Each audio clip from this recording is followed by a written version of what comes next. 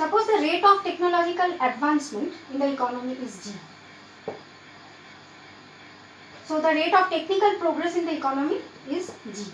So now we have the growth rate of population N, then technological progress rate G, and the depreciation rate of capital is delta.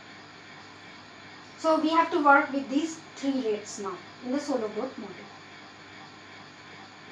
Now delta K is equal to I minus delta plus N plus G into K. Now the total amount of the change in capital stock per worker is equal to the investment per worker minus the sum of the rate of depreciation, population growth rate and the technical progress into the capital stock. So this is the new equation, the new modified equation for determining the change in capital stock, accumulation of capital per worker in the economy. Now where will be the steady state? The steady state will be at delta K is equal to 0. So at delta K is equal to 0, I is equal to delta plus N plus G into K. And I is equal to S into Fk. So S into Fk is equal to delta plus N plus G into K.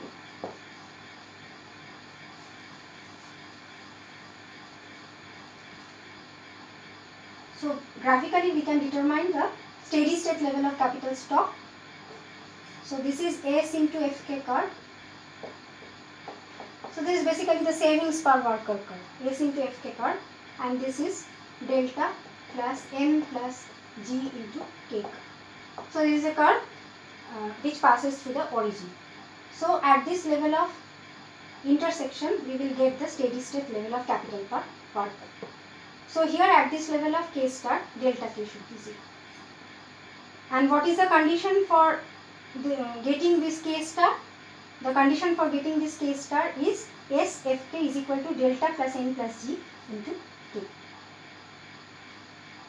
Now if the technical progress is higher in the economy, then G will rise, and then this straight line to the origin will rotate anti-clockwise again, and then with a new higher level of technical progress in the economy, we will get a new level of steady state capital stock, steady state level of capital stock, which can be denoted by K2 star. So earlier it was K1 star, and now this new level of steady state capital stock, steady state level of capital stock will be lower than the earlier level of capital stock. So here also for getting the golden rule level of consumption per worker, the condition is MPK is equal to delta plus N plus G. So when we are not considering any growth rate of population or any technical progress in the economy, then the condition for getting the golden rule level of consumption in the economy is delta, MPK is equal to delta. When we are considering the population growth rate in the economy, then the equilibrium condition for getting the golden rule level of consumption is MPK is equal to delta plus N. And when we are considering the technical progress along with the population growth rate, then this condition, equilibrium condition, should be modified to MPK is equal to delta plus N plus